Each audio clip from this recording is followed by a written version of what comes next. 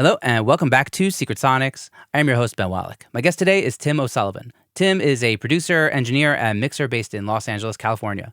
Tim has worked with artists such as Raylan Baxter, Grace Potter, Leonard Cohen, The Head and the Heart, Chicken O'Batman.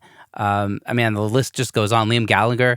And Tim is a repeat guest. He's been on the show before. I think his first episode was back in July of 2020. So it's been more than 2 years. That's crazy. It's been a whole pandemic. It's been a whole pandemic. Yeah. Hopefully we're at the end of the pandemic. Who knows? But like literally, like when we... Yeah, but we were just at the start of it. We were just at the start of it. We didn't know, like, we were talking also, I think we mentioned it in your podcast episode that how you had interaction with the Tiger King as a youth in Arizona. That was like that era of the pandemic, the very, very beginning. Yes, that has just happened. Yeah. It's so nuts. Well, either way... There's a whole second season. I have not seen the second season. Have you? I have, yeah. Was it good? Yeah, it was interesting. Like seeing how that, it was such a weird interaction with him. I had just applied for a job that I saw on Craigslist. I'm like straight out of college, and just applying for any listing I could find, anything that like someone with a music degree could work on, and that wanted to be in studios or radio or something. And so he was like looking for a sound guy for a traveling show. I think it was when he was doing like the Magic and Pets tour at all these malls.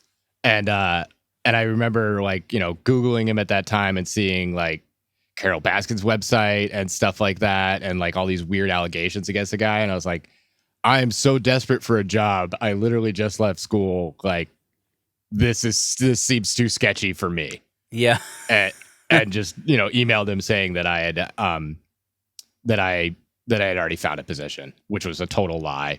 And and I did do like a phone interview with him, and he was kind of creepy and like asking me all these questions about like my relationship status and stuff like that. And like he was trying to justify it as like, if you're on, if you're going to be on the road for all this time, is that going to be okay? Like, are you in a relationship? Do you have a wife, or do you have do you have a girlfriend who's going to be upset about that? Because I want someone who's going to like stay in this job, which on the surface felt a little fishy at the time. But then when I saw, the first season of the Tiger King, it felt real creepy. Yeah. Oh my God. Reflecting back on that.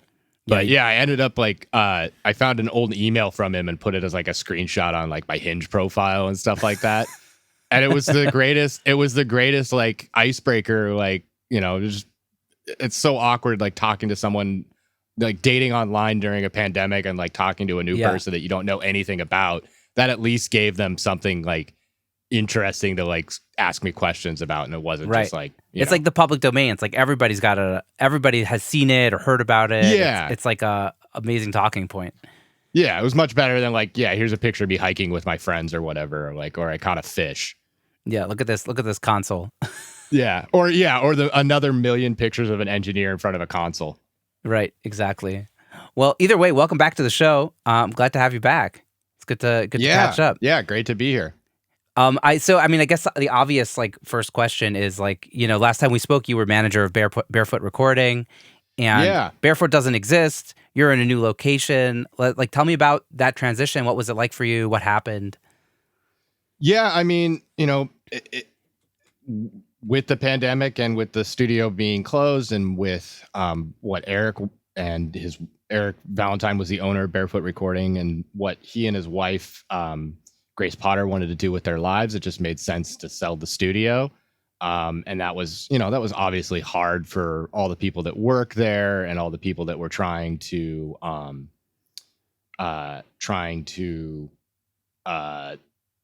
the people that were connected with that place. And, for me, it was really scary because I felt like, in order to market the studio, in order to keep it booked, which was my job, I had really connected myself with it in a way that I've avoided in the past. When I've worked out of studios, I would like, I would share it with somebody. I would avoid using a name for the studio. I would always just say, they'd ask, what's the studio called? I was like, just Tim O'Sullivan. I would always try and keep things connected to my name because studios are always, when you work in it, you move and you want to make, I've always made an effort to make it clear that the important thing is my ears and my skills and not what room we're in or what room I'm currently working out of. It took me longer than I'd care to admit to come to that realization. You know, it's a really important, like for me, it's like, oh, it has to be the name. And for a while I was like, oh, it has to be a studio name. It's like, no.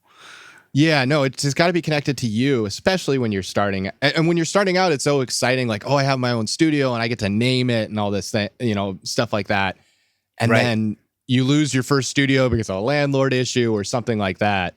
And so that was always a thing that I had avoided and been really smart about, of just like my new studio is just, I haven't named it. It's just the studio that I'm really excited about. I hope to be here for a really long time. It's a really great spot. It has a lot of history. And of course, I'm going to talk about that and use that and let the artists be inspired by that are working here. But I still want to make it clear to people that, like, I'm the person here helping you make your record, and that's what's important. And you should feel comfortable working with me wherever. Right. And that was really, and I think that, like, older engineers totally got that when, like, there was a stronger commercial studio system, and the default was that you were booking a studio somewhere else and you were coming in as an outside engineer. Yeah. And so many younger engineers have had to come up in the only way you were going to get records is if you had stuff to make records, and then you build that, and then you start working in other commercial studios, but you're still working in your own place all the time. Right. And the people that came up in the traditional system, they understood that because they're just in whatever beautiful room happens to be available that week, and records would hop around between Sunset and Capitol and just based on availability, and you had to make that work. But anyways, when Barefoot closed, or when Eric announced the sale, it was really scary for me because I had let myself get into this position or because my job was to keep Barefoot booked, I felt like I was so identified with that space and was really scared of, like, really panicked about, like, okay, I have to find something comparable. I have to find something similar to this situation. I have to, like, try and find another studio that I can manage and also work out of, and, like, need to transition to something like that, or something that's like a bigger move, or else my projects are going to go away because I'm the Barefoot guy, and that's the only, and there was a little bit of, like, imposter syndrome and fear of, like, this is the only reason that people are coming to me is because I'm this guy at this place. And I had to, like, push past that and realize that, like, I did records before Barefoot, I'll do records after Barefoot. People were coming to Barefoot and working with me because they wanted to work with me. People were coming to Barefoot and working at Barefoot because they wanted to work at Barefoot. But if they were coming to Barefoot and working with me, it's because they wanted to work with me. And just having the confidence to realize that those people would still want to work with me. And then, figuring out what I was going to do next and figuring out what the next spot was, was a long journey. And I went and worked with Greg Wells for about 8 months building his new studio, and worked on a bunch of Atmos studio builds. So Greg's new room has this new big beautiful Atmos studio, and I oversaw that installation and worked on that full time for about 8 or 9 months. And then I did a couple. I helped out with Chris Lord-Alge's room, mostly doing, like, Dante setup and making a ton of Cat 6 cables and kind of overseeing, like, the installation of, like, the renderer computer and things like that. And Art Kelm was taking the lead on the install, but did a bunch of Atmos rooms like that, and then toured with Chicano Batman, and then like front of house. I was production manager. Carlos the guitarist called me and asked if I wanted to go back out on the road with them, and it was, like, the right point in my life. I hadn't toured since 2013, and it was just the right point in my life where I was like, I had been stuck in the same place for a long time. I was, like, looking for a new studio. I was like, being out on the road doing something related would be great. But like, so in the meantime of like panicking about like, oh, I got to find this new place. I made all these new connections and these new clients, and then like I'd always been the guy who had a space and people were coming to me to work at that space. And I, transitioning out of that, like Barefoot closing and then needing to find a space and not wanting to like just jump into whatever I could find, and finding the right space, kind of forced me to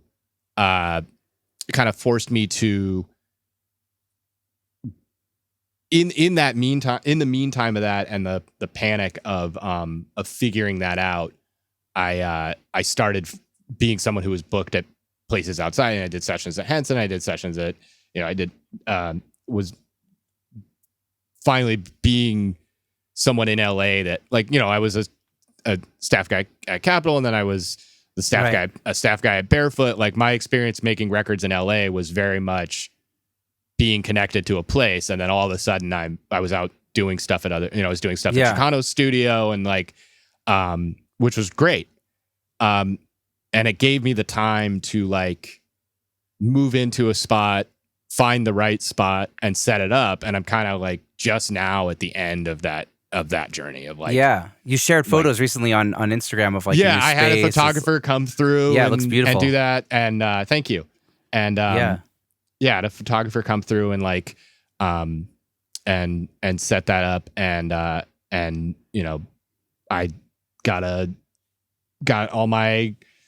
I wired everything up myself. I've spent like 15 years like I've always wired and made studios and done installs and done that on the side for other people. And I had so much like leftover materials and leftover connectors and stuff like that. And I had to buy patch bays and panels and stuff like that. But when I moved into the space, I was like, oh, I have a studio. I have all the stuff. I just need to put it in this space. And it was, it was it's been really cool to do that for myself finally. Yeah, that's awesome. Yeah. Was it scary to kind of like, I don't know, what did you do with like clients that were reaching out to you, like artists are reaching out like, hey, I want to make a record. Like, I don't have a studio yet. Like, what did you say? Like, that's tough. That was scary. So I was when the sale went through, and this first single from this record just came out to like kind of, explain the timeline a little bit. So January of 2020, I was in Kentucky in a old abandoned rubber band factory that someone had set up a studio, working on this Rayland Baxter record, and producing that with Rayland, and like, it was a big record for me. I had engineered his previous, we did an EP of Mac Miller covers called Good Morning that a lot of people really love, and that was a really cool thing. And then I think the label got some confidence in like the two of us doing something together. And so we got to go to the studio that his friends had set up, that was, and his friends had kind of had very much unexpectedly passed away before they had like quite finished the studio. And so we got to go in there, and like, it's this big, beautiful thing. And we started that record, and then, I left March 13th, 2020, and so I was there from January 2020 until March 13th, which was the day that the quarantine started in LA. So I literally was, we were still working on the record, and I was like, I got to go home before I can't. And so the record was kind of on pause, and we had just started back up on the record when Eric announced that he was looking to sell Barefoot. And I was in the studio with Rayland while that was happening, and I had to assure him, like, we're going to finish this record. We're going to figure out, we're going to work elsewhere. And he ended up going back to Nashville and doing some vocals and things like that, and finishing touches on his own, just to make that work. And then I had other projects like that, and I booked spaces. I set up a mix rig at home, and did a lot of mixing for a while. And then started booking out other studios. And I pretty quickly moved into a studio in October. I moved into a studio in October 2021 that I was splitting with a friend. I guess it was like August. Yeah. About a year ago. Yeah. Yeah. I moved in August of 2021. And I stayed around Barefoot until December of 2020. That was when I finally realized like I needed to move on. This was no longer going to be a good thing for me or anyone else if I stuck around. I was trying to find someone to buy the place and keep it going and things like that. And it was clear that was just not going to happen as quickly as any of us needed it to. And, apparently, whoever bought it though is keeping the live room. Yeah. John Greenham told me. I don't think they've announced who bought it, but I can say that there's someone that I know and know well. And I've talked to them about it, and I'm happy that they have it, and like it's in good hands. That's all. I wish I could say more, but it is in good hands, and that's been a huge relief to me in this, in this transition. Right. It's like a legendary space. Yeah. I mean, it's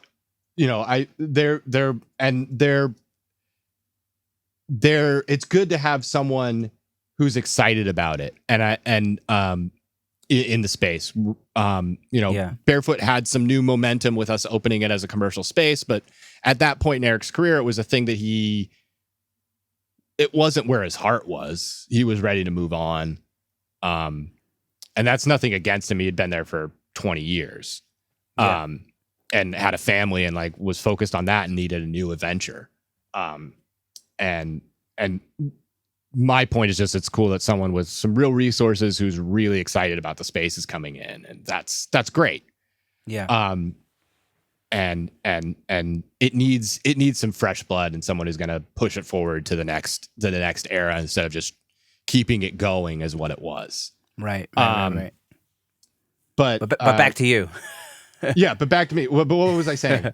You were saying that you finally left in, I think, December of 2020. Yeah, I finally left in December of 2020 and then went to go work for Greg Wells on his studio for like 8 months. So I wasn't really making, I was doing like mixing projects and stuff like that. But like my full-time gig was getting Greg's Atmos studio ready.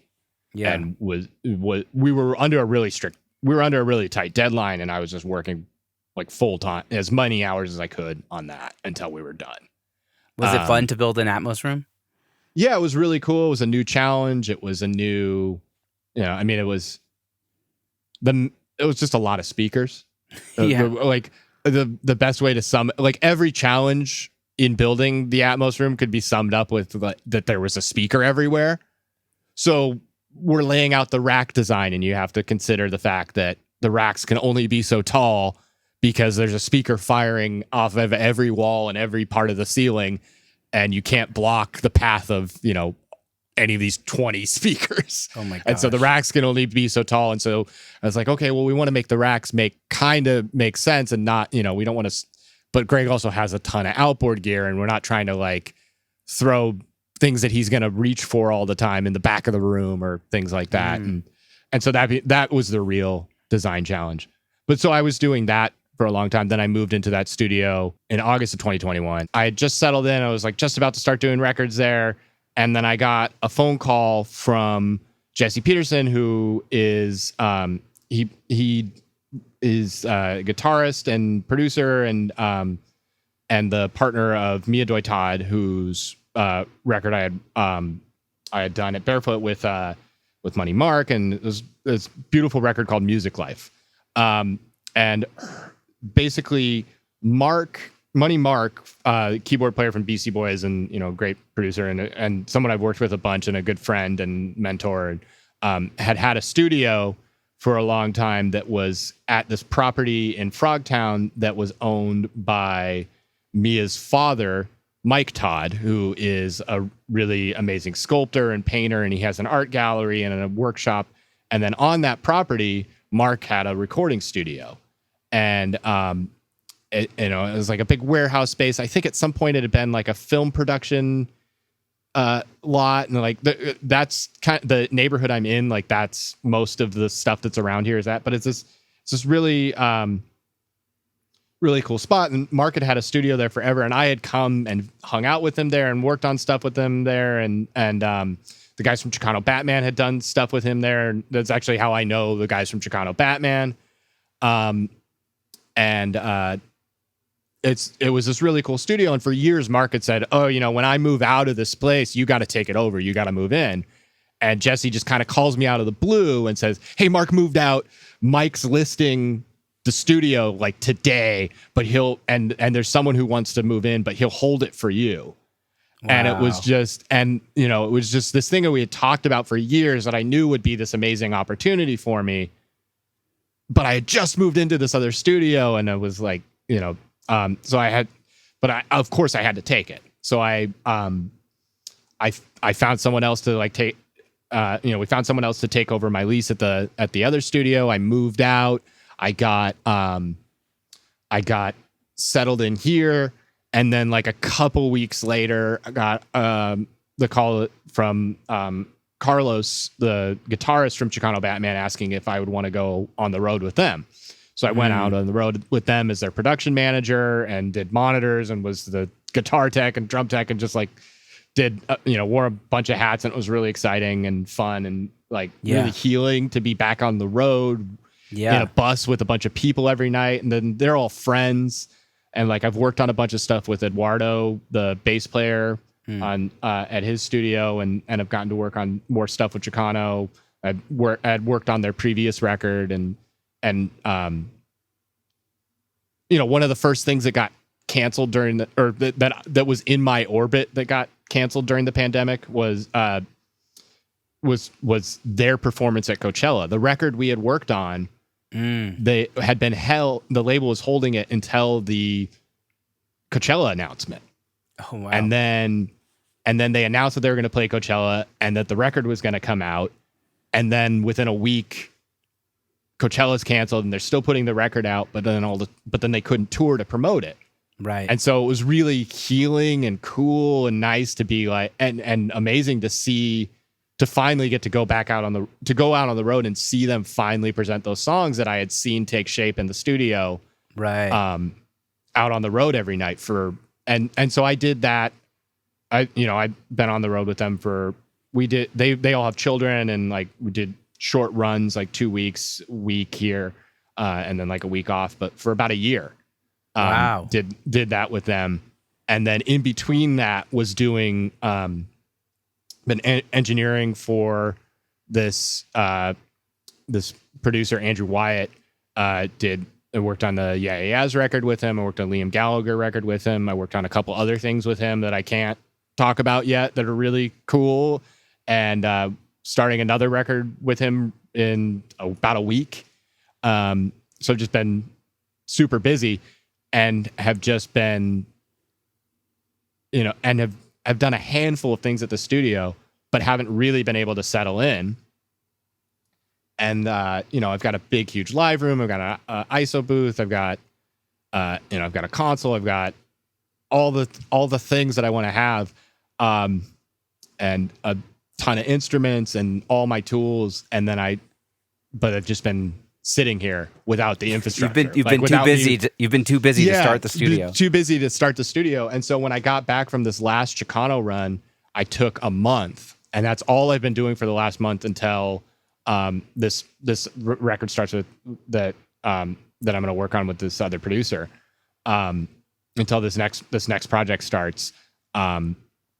That's all I've been doing. I've just been getting the studio set up, and then like last week I had a photographer come in and things like that. And I'm just finally really doing this for myself and really getting this place together.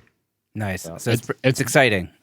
It's exciting. And like, that's a long, convoluted answer to a simple question, but it's been this huge, long journey of getting here since like July of 2020. Basically. It's like you were like a steady Eddie, for forever. And then you just had this like totally tumultuous, like 2 years basically. Yeah.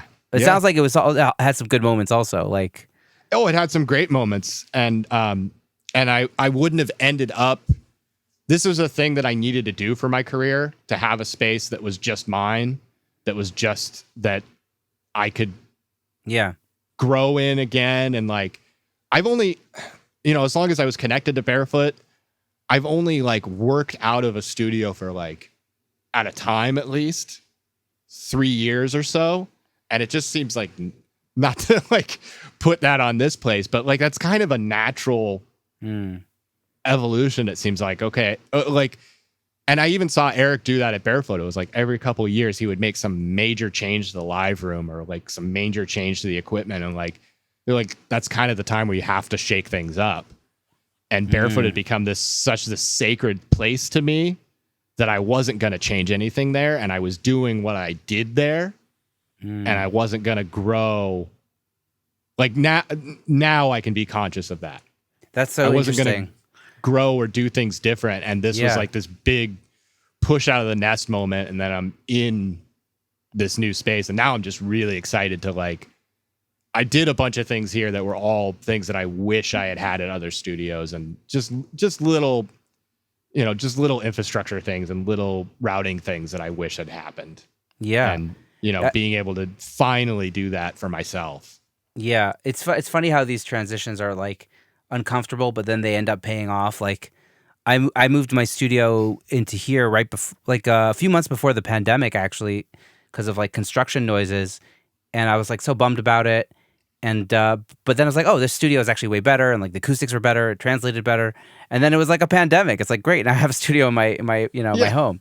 And so like, it was like super uncomfortable, but then it was so much. I mean, it's like way less of a big space than like you have, but still like that, like it was hard, it was a growing pain, but then in the end it was better. And I'm sure there'll be more growing pains and stuff in the future, and like, oh, definitely, just have to brace yourself for them, I think, Yeah. But it's the kind of growth that you wouldn't choose for yourself or wouldn't pursue, but that needs to happen. Right. Like, yeah, we're creatures of habit and routine, and we're scared of changing that stuff up. Comfort and yeah, exactly. But it seems like this is the kind of place that you could be in for a really long time. I hope so. Yeah, I think so. I mean, that's the plan. I think Mark be more like Eric evolutions as opposed to like moving out of the studio revolution. Yeah, we're more like I gotta shake things up here, Yeah. But I think I've definitely got a long time to go before I get bored here.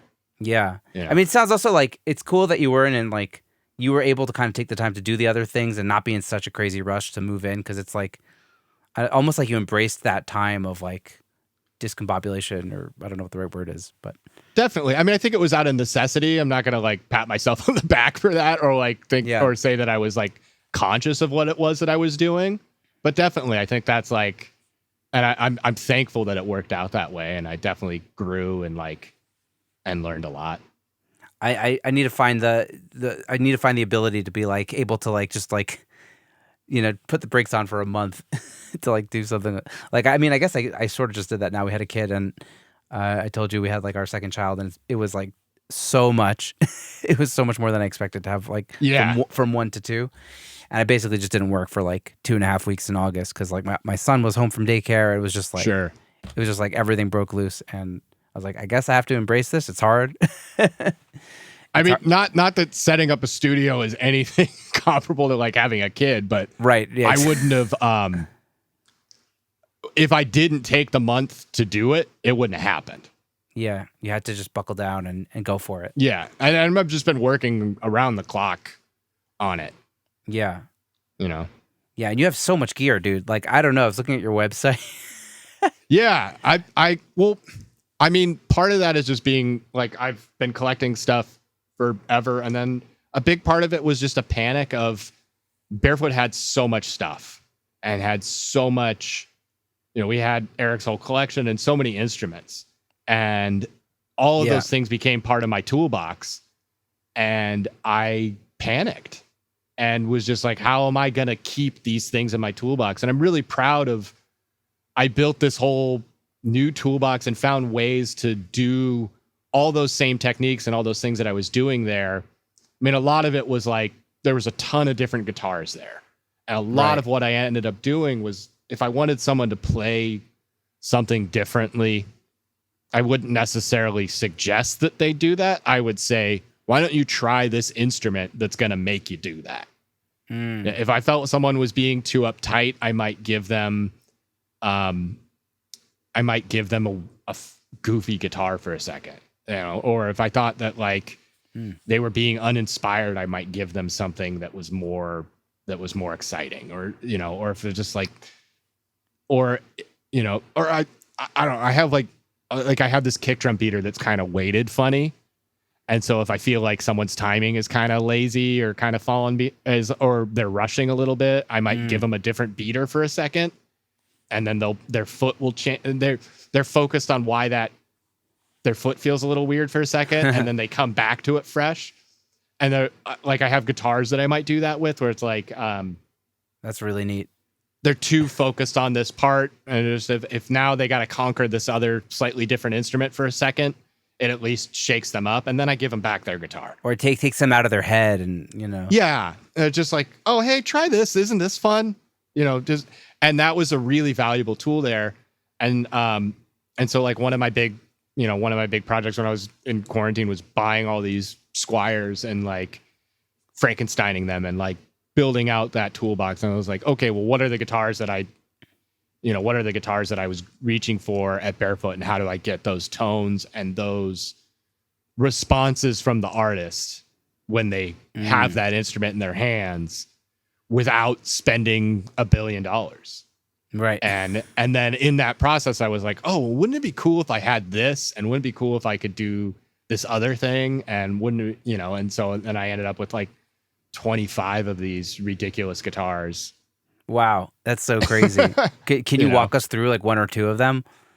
Yeah. So one of them, let me grab one. I'll be right back. This is kind of the like, so I had a luthier friend, this guy Henry Barnes at the Folk Music Center in in Claremont, help, he did, basically they were my ideas and his work. Mm-hmm. And then this was one where I was just like, we had made so many of these guitars, and this was just like, what's the goofiest thing I can come up with? And so it's 4 lipstick humbuckers, and then a single coil lipstick behind the bridge, and a Bigsby on a Strat, which I think is just hilarious. And completely unnecessary. So I bought like a Squier Bullet Strat, which is a hardtail Strat. And then, so there's no, trem route on the back. So it's like a Telecaster. Yeah. And then I put a Bigsby on it just to be a dick. And then every pickup has its own volume knob. And then there's a master tone and a master volume. And then these are coil splits and phase switches. Wow. For each pickup. That's wild. So you could probably get some really insane tones out of that. You get some really insane tones out of it, but was really valuable, and then I put locking tuners on it and had work done on the frets and the neck and the nut, and just made it like, Henry just made it play beautifully. And, you can use it as like just a very, it just sounds like a Dane Electro, just like very, like a pretty great sounding lipstick guitar. But it's also really valuable because artists see that and go, what the hell is that? And they instantly have this confidence in you and in the space, and in themselves, and then this excitement of like, what other cool toys are here? What other they see this bizarre ass guitar and just go, what else is here? And that's amazing. Instilling confidence seems to be like the secret to success in our industry. Of like, if you're a producer, if you instill confidence that you're going to do a great job with the artist, then they're sold, and they're going to just keep working with you. And that's like, I mean, also when you were talking about like with Raylan Baxter, like, we're going to finish this record even if we have to leave, like, Barefoot, like that's it, Yeah. And that record finally comes out November 4th. The first single, If I Were a Butterfly, just came out last week. And the record sounds amazing, and honestly, it's a much better record because he went through a lot of personal things during that time, and his father, who plays on the record, passed, and wow, and his father's this legendary pedal steel player, Bucky Baxter, who played with Bob Dylan and a bunch of other great people. Wow, and and I think that might have been his last recording session was this record. Shit. And but Raylan having time to reflect on that in the lyrics and let these songs grow a little bit after these initial sessions, as opposed to just being in the studio for a couple months and then finishing it. Because I mean, our original plan was like we would be done in like April of 2020, Right. and him having time during the pandemic to be able to, like, the record really grew. Wow. And it's a beautiful record, and it was always a really cool, exciting record, but the heart of it and the power of the lyrics all came from him having that time and the confidence of knowing, like, we're going to finish this.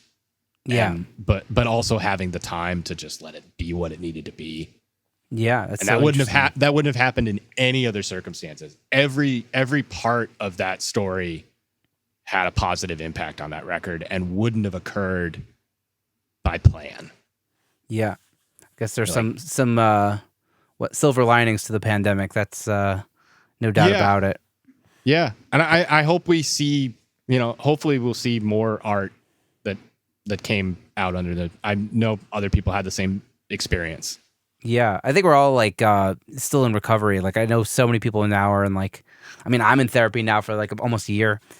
Like people are like finding themselves and, it kind of like Yeah. stop the rat race there for a second for a lot of people to kind of say like, Yeah. okay, I mean, for him, he what's got going off the road. He Yeah. wasn't right back. He had a long time to really breathe in this record and live in those lyrics and let the songs grow. I mean, they changed a lot during that time and in really beautiful ways. wow. And it ended up And that's all credit to him and to the circumstances. right. And you ended up finishing in LA together, or you said Nashville. He went to Nashville to do some vocals, and He went to Nashville to do some final vocals. We did stuff, he was sending me things remotely. The final touches of it were him. right. Were him. Yeah. Yeah. Wow. And- Where do I go from there? I guess Yeah. back to lipstick guitars. Yeah. Well, I mean, but I guess we were talking about confidence and how Yeah, important yeah. that is, and then giving artists room to breathe and and how the gear that you have in your studio, like you're not going to be able to compete with these giant studios that are super expensive and have. But the reason that they have these big, expensive, flashy pieces of gear is because that is an easy way to buy that confidence. And like at Barefoot, like when we put together the equipment list and we're trying to convince people to come in to work at this place, that place had a lot of custom, exciting pieces Yeah. of gear. Mhm. And we were able to bring people in on that. But I also had to highlight that we had all these conventional tools that were normal things that you would see other places and would fit into someone's toolbox, and and big expensive things that gave people confidence. I feel like also with Barefoot, like you just give people confidence by like the history of records that were done there, right? Like whether it's like Yeah, Kings of but the that- Stone Age but- or whatever. Definitely. But that's why you highlight those things. Yeah. That's why you highlight those things. And that's why, like, on my website, I list all the goofy modifications done to these guitars and stuff like that, because the hope is that people see that and it builds excitement and it builds confidence and they go, what is this place? Yeah. Also, it's so many different kinds of basses. Like, and I remember, Yeah. I remember like really loving your bass tone, and like you have like this cool mid range thing that you do on your bass tones. And like I know as a bass player that like the pickups you use matter like almost paramount. Like that's like the number one thing for like bass tone is like what pickup are you using? Yeah. And that's a thing that people overlook, because a lot of bass players will come into the studio with their bass and that's their main instrument. And so I have an Epiphone EB3 that I put like a 60s Mudbucker in, and that's, just a beast and like get a ton of growl out of it. And then I have normal P basses and EMG P basses and stuff like that, but all of those are just about hitting that mid range at in a different way, so that mid range and that growl and like the interesting, like the exciting part of the tone for me at least hits in a way, because you can sculpt the sub and but the all that mid range comes out of the strings and the fingers of the player and all, like that part of the tone. That's the character of the bass. Yeah, but like the tool that you have as a producer and engineer is handing him a different bass that has a slightly different pickup or might have different strings on it, that might be a little bit brighter.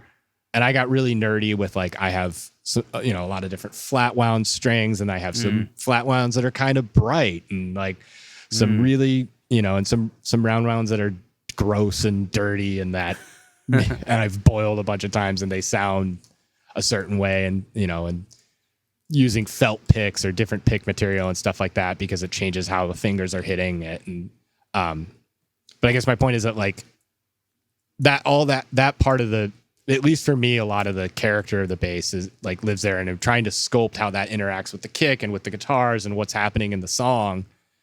And that's the easiest way that I found to control it. Yeah, I love this idea of just switching things up with instruments, because I feel like switching up an instrument is the easiest way to inspire people, and I feel like people forget about that in the studio. It's well, let's try a different mic, or let's try different mic placement, or whatever it is. Yeah, but and those instruments have to be perfectly maintained. You can't hand someone something that's going to sound great, but is going to be harder to play than their normal instrument. Right. I was thinking you're probably spending a lot of money on setups, just on setups. Yeah. I mean, all of these guitars got set up pretty recently, and I can do basic setups myself and keep them maintained, and only because I had to do that for Chicano. Hadn't really done that before, and then I'm just out on the road with these guys, and there's no guitar tech, and Bardo is breaking his guitar every night. Yeah, yeah, it's a whole skill. It's an art form, really. Yeah, you could go to the same to two different people who are doing a professional job, and one of the instruments sings and the other one doesn't. Yeah, and that relationship is that I have with the luthier that I use is really, really valuable. He's the only, he did all the work on all the guitars at Barefoot while I was working there. He's the only guy that I take guitars to, because he'll listen to my crazy ideas, and I know that the guitars always play great. Yeah. Even though this Strat, it looks insane, but it's incredibly playable. Yeah. No, it looks awesome, actually. It's pretty badass. And it's for the listeners who can't see it, it's like this, I don't know, was that candy red or something? It's Fiesta red, Fiesta red. It's almost like a pink. It's there's a lot of pink and orange in it. It's it's all those old Fender colors are all car colors. Yeah. Right. All 50s car colors. And the name Fender makes you think about cars. Yeah, there you go. That's what they were going for. This is the 50s aesthetic, right? Yeah, I think you might be right. I think so. Yeah. Or, it's the guy's last name, but yeah. Oh, right. That's true. Leo Fender. That is true. Fair enough. Okay. I've completely shot myself in the foot there with that analogy. But it's true. It still sounds like a car. Yeah. I mean, I don't know enough about the history of Fender marketing to know, but I'd be surprised that they didn't take advantage of that connection. Yeah. What's with these last names? Fender, Ball. Interesting last names. What's going on over there? Seymour Duncan. Yeah, that's a dope name.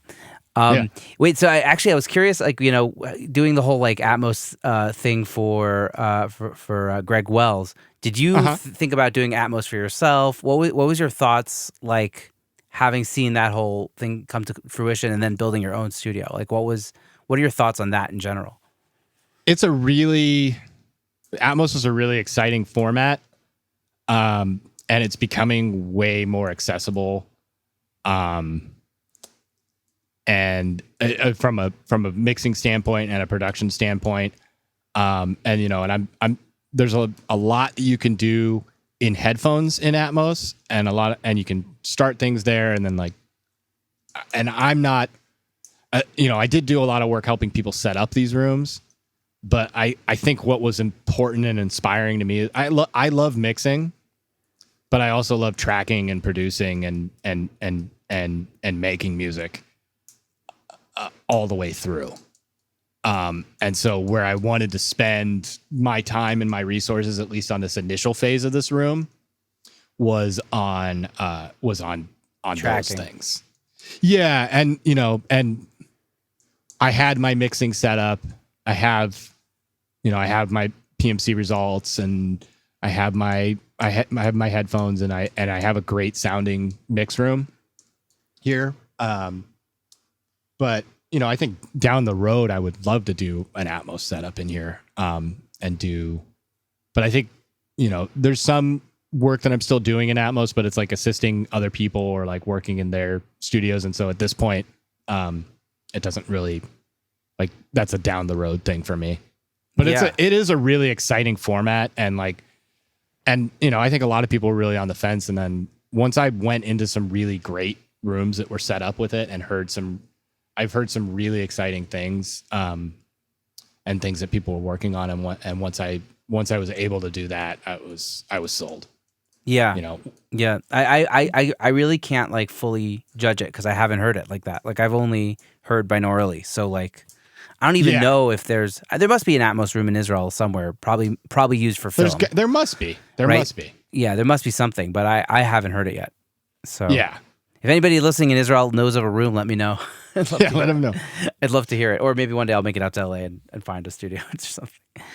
Yeah. Bobby Osinski was telling me about listening in like Capitol's Atmos room and how like insane and just their Atmos room is insane. But like I don't know, like it seems cool. I'm nervous that it's not nervous, but I'm skeptical of like people listening to it more than it being made and being really cool. Of like how will people like, because people are basically just going to hear it on headphones. They're not actually going to hear it on speakers. I mean, I think that's what's cool about it, is that it translates so well to headphones, and I think that's why a lot of the people that do a lot of work in that are so conscious of the headphone mix and spend so much time in the headphones. Mm-hmm. But I mean, because the ultimate idea is that it's one mix that scales to all these different formats, and you can have some consistency. And that's exciting. And you can do a mix that'll fit right into a film and something that someone can listen to on their AirPods or in their car or on their sound bar. I mean, honestly, I think sound bars is where it's making itself into the consumer space. And then I don't know if you've looked at like new TVs, but lots of newer TVs that are hitting the market like now. I recently just bought one and was surprised to see how many TVs have some form of native Atmos support. It functions similar to how it does on the soundbar, and some of them have like remote speakers that'll connect via Bluetooth and stuff like that. But it's being integrated in ways like that where I don't think there's going to be this big consumer rush to go out and buy like pro level Atmos systems and stuff like that. I think it's just an inevitability. It's going to be right. It's going to keep getting pushed on the consumer side by like companies like Apple, and then and for like all the streaming platforms are insisting on it, like Netflix and Amazon and stuff like that, because for them it makes things a lot easier. It's just this one mix. I got it. That'll scale. Yeah. I guess it's going to be an interesting like 10 years or whatever it is ahead of us. Yeah. And it's future proof and things like, because of how it plays on whatever system you have and scales, and I don't know. I think the idea that there's like this full film level, like theater level format that can also scale to mono and have mono compatibility like that it's nuts. And like that I think that's the part of it that they got right versus like 5.1 or SACD or DVDA and like those formats. Right. because those are all hyper dependent on you having this very exacting system. Like you couldn't just build a 5.1 system into the TV that people are just going to buy anyways. Uh-huh. Yeah, I mean, I guess also we're way further along with technology and, you know, computing and all that stuff. So that's probably the biggest game changer, I guess, right? Like, yeah. Who knows what will happen? I guess in 10 years we'll all be like driving in like self-driving cars, like EV self-driving cars, listening to like Atmos mixes. Like who knows? Like it's gonna be a different world, I think.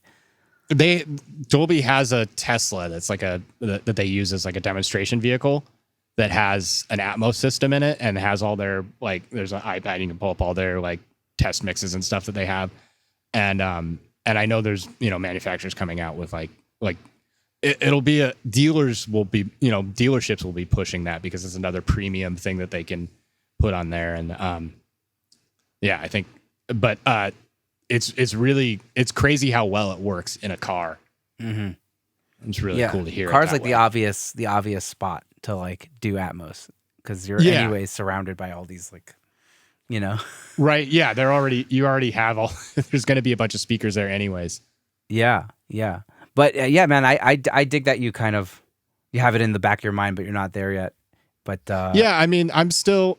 There's a project that I'm supposed to work on that keeps getting pushed off. That's going to be an Atmos.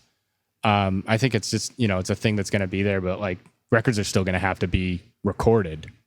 Right. You know, they're still going to have to be made before they make it into Atmos.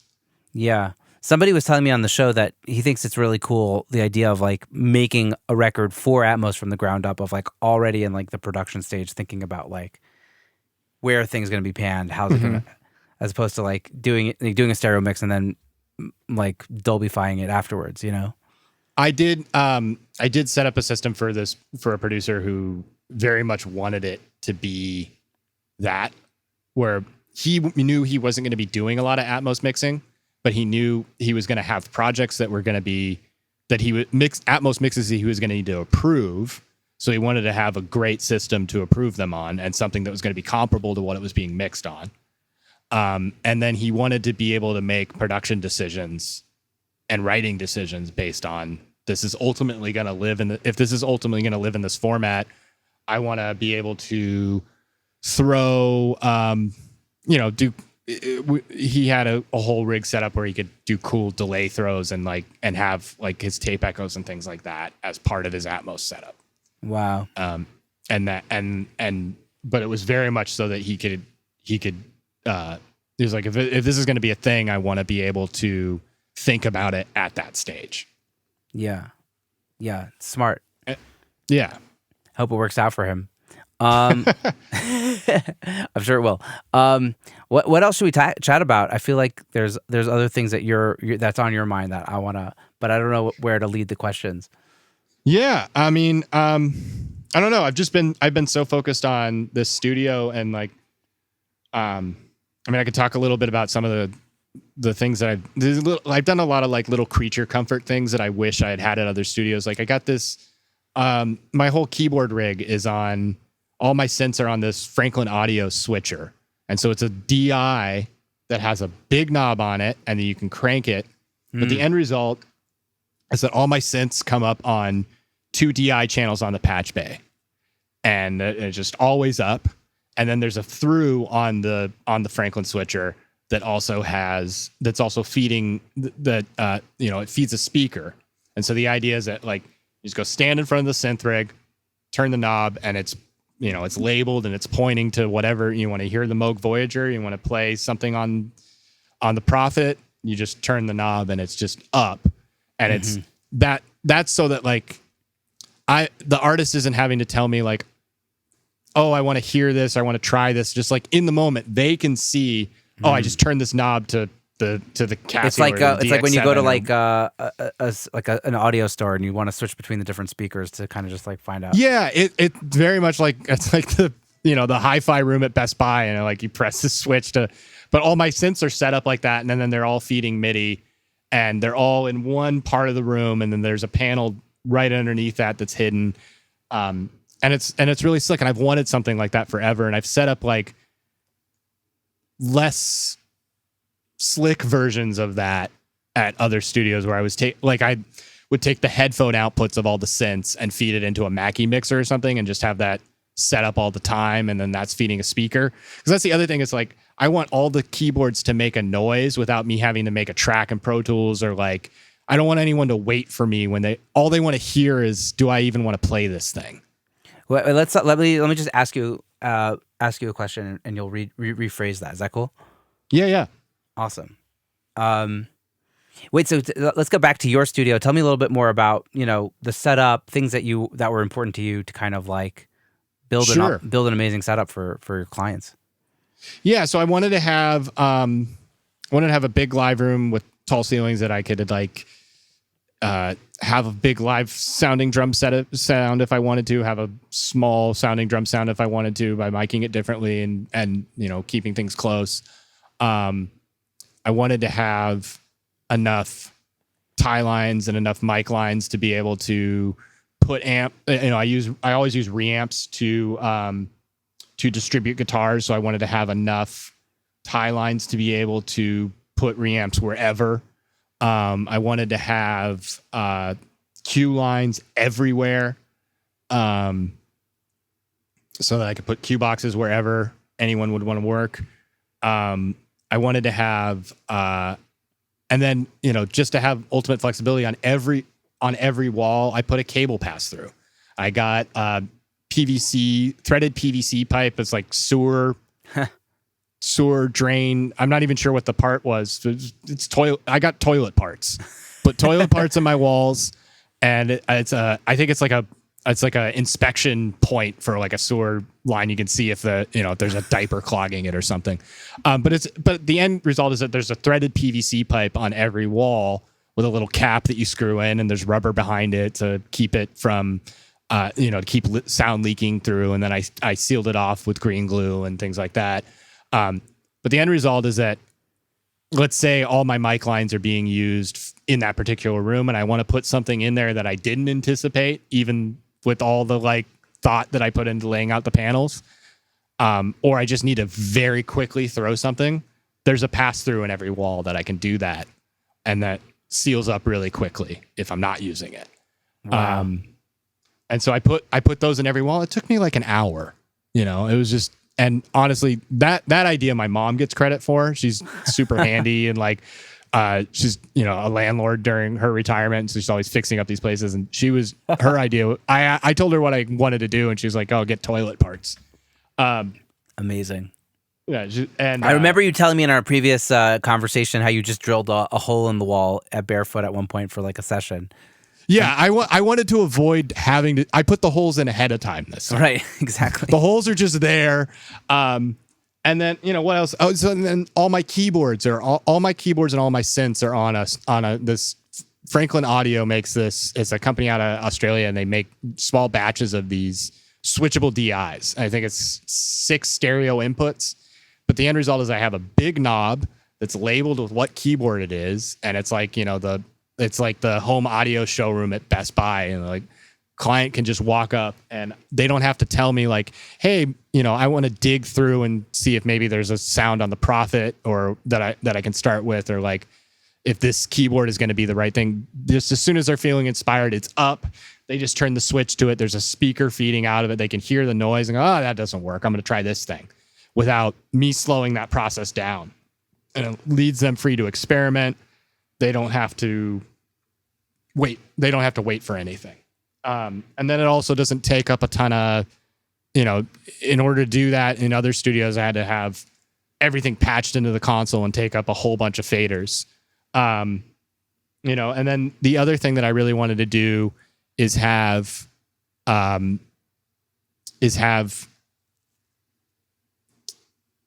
didn't think I was going to be able to. I didn't think it made sense for me to have a console in this space. So what I ended up doing was buying these Little Labs Red Cloud faders. They're little attenuator packs. And so every mic, every one of my outboard mic pre's has these little attenuator packs. And then I have like a fader that I can just grab. But then ultimately I ended up getting Soundcraft Ghost. Mm. and so then I have that. So now I have which I'm using for. I want to be able to use. So another thing that I've started doing a lot of is I have these EV line mixers. So it's 4 in, and it's like a broadcast device that they made. It's 4 in, 1 out little mixers. And what I use that for is like all my guitar mics, and then I just sum it to the one. But they all just come up on a knob, and then I sum it to the one guitar mic. That's the guitar mic. And then that lets me get away with having. I love over miking things, and I'm confident enough in my ears and in my techniques that I can in my miking technique that they're going to be in phase and things like that. And I'm not worried about things like that. Wow. But my kick sound is a sub kick, a Beta 52, and a 47 FET, and then a lot of time, and then sometimes like one other interesting mic. And so a lot of times I'll have 3 to 4 mics on a kick drum. And I was working with a producer who was really annoyed by that. And he was like, why do you have so many mics? Just give me one kick mic. And I said, well, hold on. You really like how the kick sounds, right? It sounds great. And he's like, yeah. And I was like, okay, I'll commit to that. And then I summed it on the console to one. Here's your one kick. With this EV console. Is it a mono? No, it's a mono out? That was something I did in another studio. And I started, but then I was like, I want to do that all the time. This is great. And my sessions are easier. And the kick sound that I get in the moment is better than second guessing it 3 months down the line anyway. Yeah. I'm gonna commit to that. And so I bought these EV line mixers so that I can have some of my guitar mics set up and do that. And then I have my bass set up and do that. I have 2 of them. And so that I can do that. And then I was like, well, this is really fun being able to do this. I just got to buy a console so that I can do a ton of this. And so I got a Soundcraft Go so that I can use. And what I really liked about that console is that A, it was inexpensive, and B, it sounds great. But all the group outs are on faders, and then there's aux sends, and I have all, I think it's 8 buses or something like that. Yeah. So there's 8 buses that I can sum further things to, and then have direct outs and and so like my kick mics can show up on one fader, but then I'm not taking up a ton of inputs, and I can sum things up. And then that lets me kind of continue with the whole ultimate design philosophy of the studio, is that I want to have everything just like ready to go and set up and then sculptable, like super flexible. I can make it fit whatever, but it's also ready. Not like I've been in lots of studios where it's produced, like, people that do a lot of writing with artists and stuff like that, where it's just like, yeah, this is the kick this is the drum sound, this is the guitar sound, and it's ready to go, but it's always the same. That's what my guitars sound like. That's what I wanted to have that, but with a ton of flexibility. Right. More tones. Yeah. And so having the console, and then having these little line mixers before things hit the console, and then having the trims on all the pre's, the Little Labs trims on all the pre's, and then having all this routing lets me do that. Right. It's almost like when you're mixing and you have all these like little, you have all the different auxiliaries that you send to different auxiliaries, and you have all these stages where you can kind of adjust the levels, basically. Yeah, that's how when you're mixing in the box, that's how things ended up. And I wanted to be able to have more of that happen in the tracking stage. In the tracking stage, and have which I found myself doing in the box during the tracking stage anyways all the time. Like I think during the last episode I talk about like how I want everything to sound like a record as much as possible when it's going down. Yeah. Mm-hmm. And this was just a faster, less resource intensive way to do that. Yeah, I think I love what you're saying. I love how like you're just like, let's stay inspired. Like if you're inspired by the Moog, like go for that right now. And like there's no waiting for like the engineer to do anything. Like, I mean, I think like Vance Powell told me that the reason he was able to do so much work with Jack White was just because he was fast. He's like, it has nothing to do with anything I did. I'm just fast. Like he was ready to record. I'm ready to go also. And like, just like that kind of like in the tracking stage of just being there ready to do it. And like, I love your commitment. I think that's something I need to work on, of just commit to the sound, and just like if it sounds good and feels good in the moment, that's it, you know? Yeah. Yeah. I mean, as long, and that's just about communication and checking in with everybody and making sure that you're reading the room and that everybody's inspired about what you're doing and that you should continue with it. But you know, once you have that, then commit. Don't be scared. You know? Yeah. It's hard to kind of like, I guess this is like advanced level production, right? Of like, okay, now that you figured out sounds that work, like how do you also like mix it up and do different sounds and just totally be fearless in that, you know? Like, Yeah.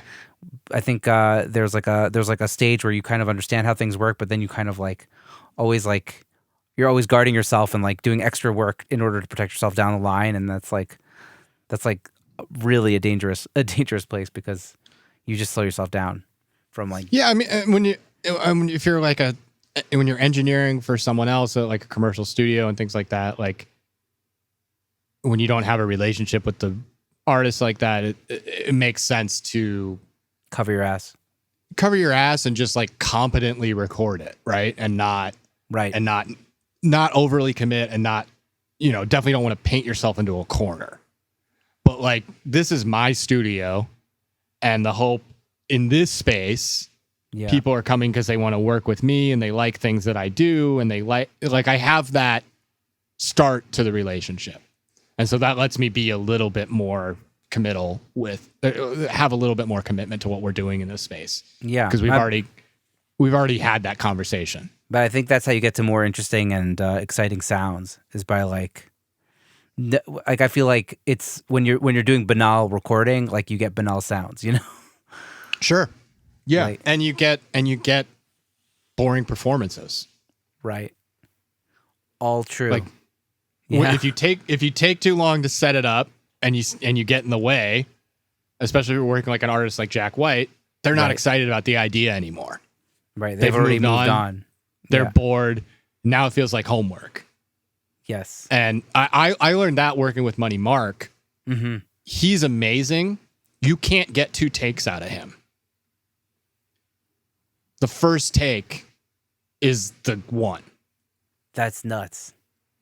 And the second take is gonna be completely different. And sometimes it's better. But every take is so wildly different that I learned, and I would say 90% of the time the take that he likes the most is the first one. So I've done so many things with him where I was just like getting a sound, just getting it started up. Let's see what this thing sounds like. And that was the performance. And so I learned early on working with him that I had to like be prepared with something inspiring that was going to ultimately work from the get-go. And that I probably wasn't going to get another take out of him that was as exciting. Right. So you got to do your homework a little bit, but then just kind of brace yourself for impact. And just be ready to just be quick and ready to roll with it. Yeah. And be engaged in living in the moment. Yeah. This is like all like super good information for me to hear now, because I feel like I've gotten comfortable in this space and like a certain kind of workflow, and it's like that kind of bold recording choices and just not overthinking it, not playing it safe is, I think, something that I need to work on, and, you know, just be more fearless. I think I'm happy for you for your new space. It sounds like the perfect environment for you. And it sounds also very artist, like, you know, it's you're thinking about the artists while, you know, in that setup of just like, how can we keep the artists inspired while we're here? And that's like also, you know, instilling confidence in the artists and making sure they're inspired is like, you know, those are big things. Yeah. And those are the things that keep people coming back and wanting to work with you again. You know? Yeah. Those are the things that those are the things that build emotional connections, and that people they remember when they're like, where are we going to do the next thing? Yeah. Yeah. Well, it seems to be working out for you.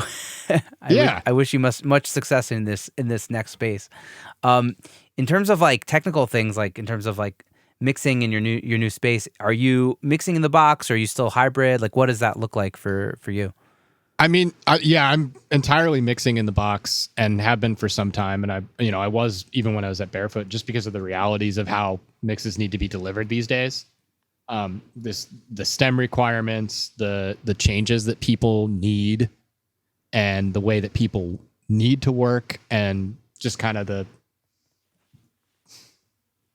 need to revise mixes and recall things. And that's honestly part of why I started being so focused on getting things sounding cool going in, because I knew it was going to live in the box after that. So it's like, okay, here's where I hit this inspiring compressor. Here's where I use this piece of outboard gear that we have here, is in the tracking stage, and then I know that it's going to live in the box. So yeah, I'm entirely mixing in the box still, and it works really well for me. It's what makes sense. Yeah. Yeah. And are you like Dan Silberman, who introduced me to you?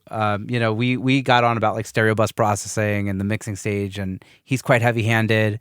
And there are some people who are not heavy-handed at all in stereo bus like processing. Where do you stand these days in terms of like your stereo bus processing?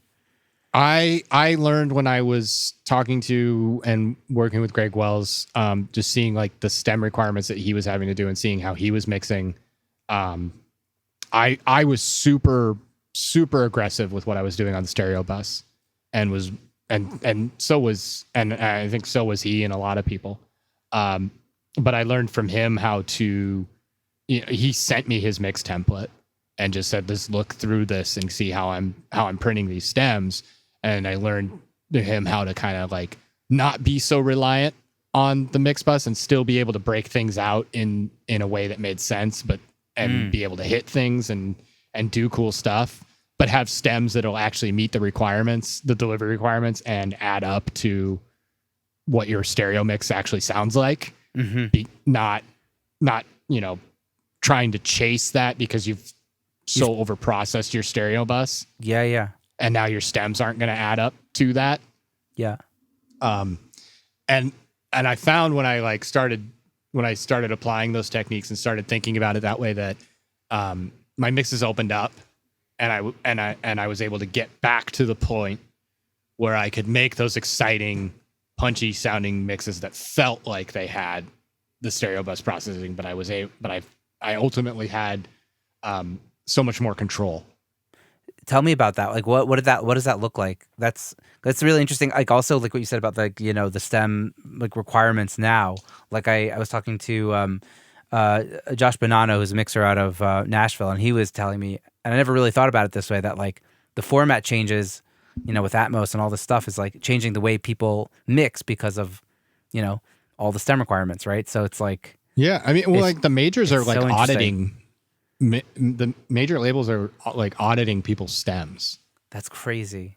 And refusing payment unless they add up. No shit. Yeah. Okay. Wow. That's wild. People take note. I had not heard this until now. This is news to me. Yeah, that's happening to a lot of big mixers, and I know that was why Greg Wells was like, I have to do this way. Wow. So what's his workaround? Like, what does he do differently and like, I guess what have you like, I don't know, converted it for yourself? It's a lot. It's just a lot of boxes and a lot of, I mean, what's smart about it is it got like, I don't want to like give away all someone else's secrets, but it's a lot of like pre-routing things and making sure that you're hearing the stems. Like your things are pre-routed in the stem, and like the alt versions and stuff like that you need to deliver, like vocal down, vocal up, all that stuff are like pre-routed in the mix template through a lot of complicated busing. And then, so if you set that all up ahead of time and you're like it's basically like you're approaching your mix knowing that you're going to have to deliver all these stems instead of it being an afterthought and a chore that you need to go back and try and recreate these stems. Yep. Yep. But if your stems are part of your mix template and it's all adding up to the thing that you're hearing while you're mixing, and then it's doable. Right. So I guess you're just you're applying more compression on the individual stems and less on the output on the stereo bus. Yeah. Yeah. Yeah. I guess and then making sure that adds up to what you would want to hear on the stereo bus. Right. And that sounds tricky. Because it is, yeah. You're not gluing, you're no longer gluing it, right? You're no longer gluing in the same way. Yeah.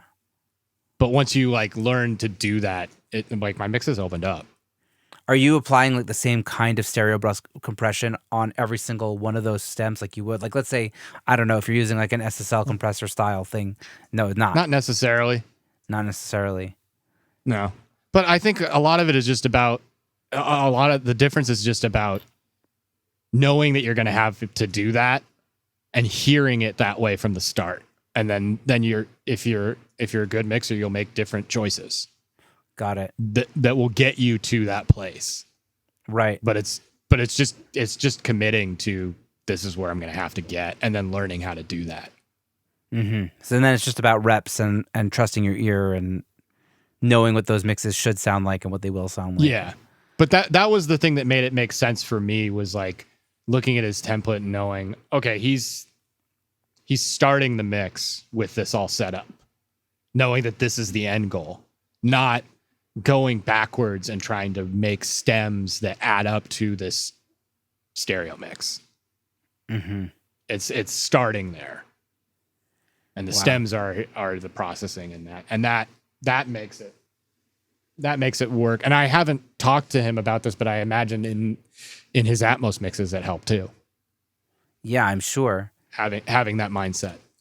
But I guess you could still have like EQing and stuff in the stereo bus, just not like anything that's adding saturation or compression. Yeah. Yeah. You can still do, but but you know, a lot of us were, I think like myself included, I was mixing into limiters and mixing into, and mixing into, you know, saturation plugins and tape simulators and stuff like that, and learning to get that ahead of time helped me, and my mixes sound better. Yeah. Once I got past that hump. Do you think it has to do with the fact that you're not using the same stereo bus compressor to like mush all the different time, variables? Like, right, like we use different, when you set the attack and release settings on a compressor, you can kind of shift the groove of an element. And so when you use like, I don't know, just slam an SSL compressor on it, you kind of mush it all together. Do you think that has to do with not having that happen is the improvement, or it's something different? I don't know. Yeah, I mean, I think it's just separating it out and not having to find. I don't know, like any challenge like that. My mixes when you right, it steps you up. It steps you up and it gets different. And I think like my stereo bus processing had become a crutch for me, and I think and because it was I know how I can get this sounding big and exciting, and my records are saturated and cool and glued and like heavy on that stuff, and I know how I can get that feeling really quick with some heavy-handed processing on the stereo bus, and I also know how to ride that line before it falls apart really quickly.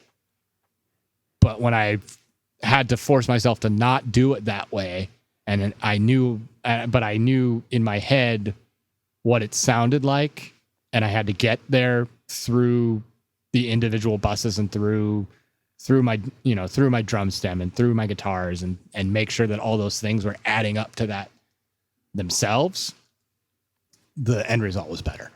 Yeah. I love that, man. Makes sense. I'm having so many thoughts percolate about my own approach and things that I, like those things. I mean, that's what I envy about you doing this podcast is you get that experience, every episode. Yeah, it's true. No, absolutely. I mean, talking with people in the business has been like the best part about this. Like it's getting to meet people and getting to like learn from them is crazy, and just ask whatever I want to ask, which is nuts. Yeah, so I don't have to do mix with the masters, because I just ask whatever I want to ask. It's much cheaper.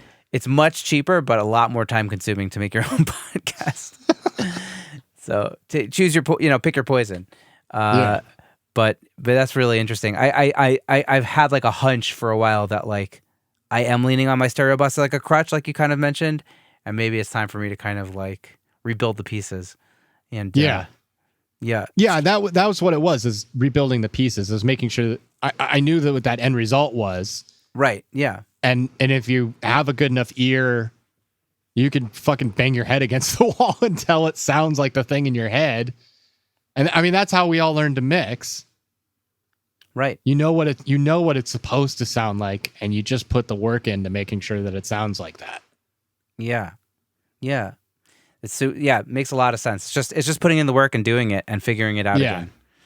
And in terms of like mastering, like what's your relationship with mastering engineers, and what are you leaving still for them? Like, in the world of let's say Atmos, but even the big mixes are still going to stereo. Like what does that look like for you? Yeah, I mean, well, there are people that are doing Atmos mastering, but I mean, I think that's basically it's like stem mastering. But most of the records I've worked on, I've used this anytime I have control over this and can sway things that way. I work with this really great mastering engineer, Ian Sevchek, who is Magic Death Eye. Magic Death Eye. And he was a tech at Capitol when I was starting there as a runner. I've known him for a long time, and he when I was first starting to do like indie records and stuff like that, he would cut me a deal, and and so I have a really long standing relationship with him. He knows my mixes really well. He's also comfortable enough with me to like, he's the only mastering engineer I've ever worked with that's like asked me a question about a lyric or the intent of a song or anything like that, which implies to me that he's actually like, he's listening on not just a technical level, like he's engaged and he's enjoying the music and like, and that's really reassuring to me. And then he's also the only mastering engineer that has ever said, like, he knows my mixes well enough, and he's reached back and said, "This isn't your best." Wow. Like, you can, and I was like, man, the client loves it. I think I'm done. Like, the client loves it. And he's like, yeah, you can do better. And I did, so that relationship is super valuable to me because he doesn't sugarcoat things. And sometimes, I mean, that's not what I want to hear at that stage, but, right. But he doesn't sugarcoat things about that. I know that I can trust him to be this final check on things and give me real honest feedback. And also to tell me, hey, I'm not, this mix sounds great, but I'm running up against this issue with the low end. Could you make this tweak? Yeah. And he's willing to work with me and have the back and forth of like, or like just send me a kick drum stem real quick so I can have a little bit of separate processing for that, or whatever. He'll ask for whatever he needs from me to get the song to where we both know it needs to go. Right. And that's super valuable. Yeah. And he, and he'll also tell me when I'm leaning on that stereo bus crutch too hard, Yeah, he can hear that. He can hear that, and he can be like, I know what you're going for here. Back off a little bit and give me more to work with. And I mean, I think part of that too is that he's comfortable enough with me that he can say that to me and know that I'm gonna, that there'll be. And there's been times where he said that to me, something like that to me. I've sent him what he needed, and I said that doesn't work for me. And I really attached to what we did. I really think what we were doing before with like it's always a conversation. Yeah. And that's really valuable. And I've never had that relationship with another mastering engineer. It's usually like, hey, can we get a revision? Not like he just goes above and beyond. Yeah, I think that relationship with the mastering engineer is so important for mixing engineers, because I feel like Yeah. If you're just like, I don't know, I recently did a record or did a couple songs with clients that they had their own mastering engineer, and even though the guy was totally reputable, like it just wasn't the guy that I usually work with, right? So it just there was just that added element of like, hey, that's not what we were going for, and I'm not used to communicating with you, and it's just like, Yeah, you don't have that relationship. yeah, the relationship is everything. So like, I mean, the guys that I know that are like, I really need to be more inclusive in that as a bad habit of just saying guys and referring to engineers as men. Likewise. But the people that I know that are really skilled mixers and that are skilled mixers that spend all their time that spend 24/7 mixing and like really live in that world, have multiple mastering engineers that they have those relationships with, and they know that this person's strengths and this person's approach will make sense for this production or for this song. And and A&R executives have that too. They can hear that and go, this is who should master this. This is what? This is this record should be mastered by this person. We'll get this result from them. I mean, that's why A&R executives build relationships with certain with certain mixers and certain, okay, this is what this is. This person will give. Yeah, people build their teams. Yeah. And that's super valuable. Yeah. It's a relationship business. Like that also is like one of the big takeaways I've gotten from like doing this podcast. Like it's all about being a good person, good hang, and like forming those relationships and working with the same people over and over again. Because, if you're just like searching for new people every time you're doing a record, I mean, it's the same reason I have like relationships with session musicians and stuff like that. Is like, I know the person to call to play this sort of thing. Yeah. This song needs this sort of thing. I'm going to call this person. This is the same sort of thing. And, for most of the records that I do, Ian is that person.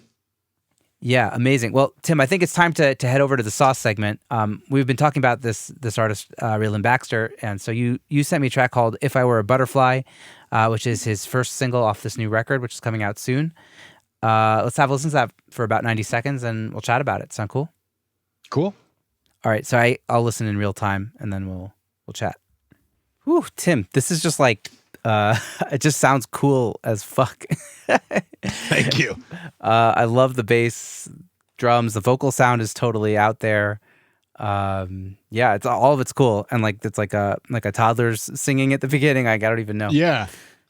So that's Raylan at the beginning, and like this is I believe this is the first song on the record.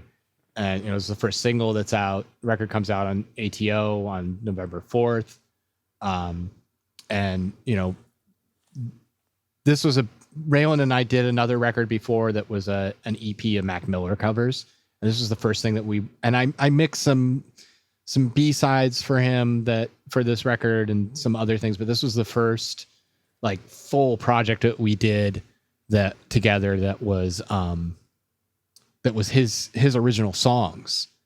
And I'm very thankful that our introduction to working together was a cover record, because it freed him up so much with his expectations of like sonically, and it just freed him up to experiment, because it wasn't his songs. It didn't need to be as connected to what he had done before.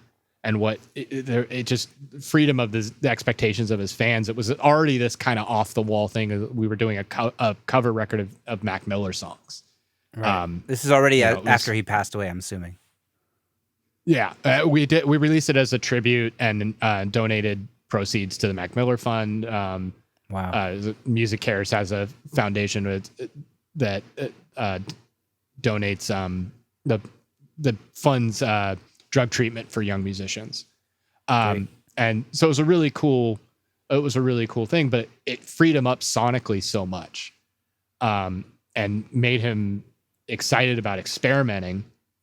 And then we recorded this record at, at this the majority of the work was done at this Rubber Band Factory studio that I spoke about earlier that his friends had started. And, it was a really inspiring place for him because the experimentation that they had done, as opposed to like going into a big stuffy commercial studio, he's at his friend's place and he has all these memories of like experimentation that they did there. And like just walked in the door with that feeling. And we were there for a couple months and, just figuring the songs out with the band. And like a lot of things came through Raylan just showing them songs and then building them together and building them off of live performances. And so most of these songs were recorded, at least the foundation of it was recorded live with a bass player, a drummer, a keyboard player, and then Raylan also, and a guitarist, and then Raylan also playing guitar and singing. And sometimes another keyboard player or like a percussionist. But and then just overdubbing. Like this song has strings and clarinet and oboes and bass harmonica and wow.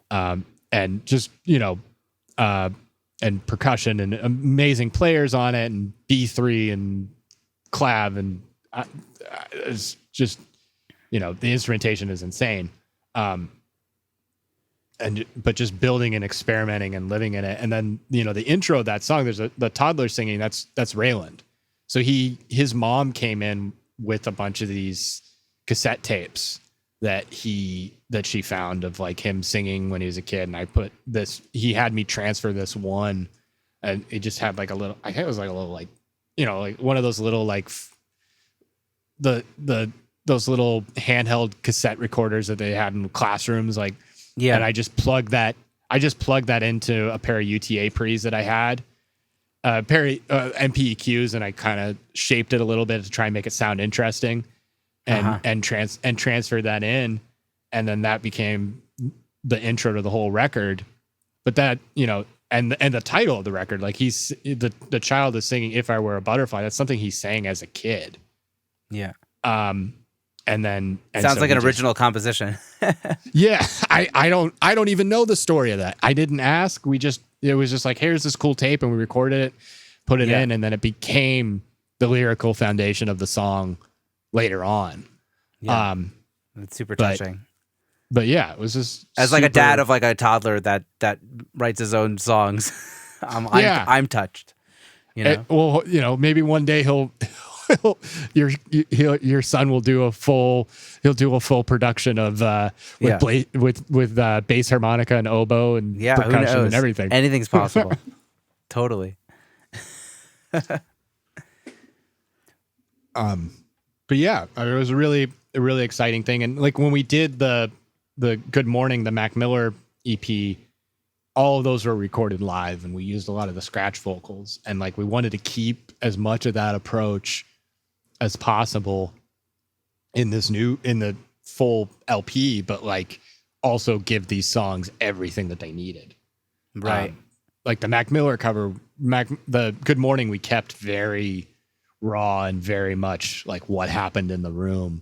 We wanted to start there and then let these songs go wherever they would.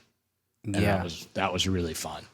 Yeah. Well, I mean, it sounds awesome. I mean, the drums and the bass just sound like super fat and you know, how you'd want them to sound, like, even if it wasn't recorded live. Yeah.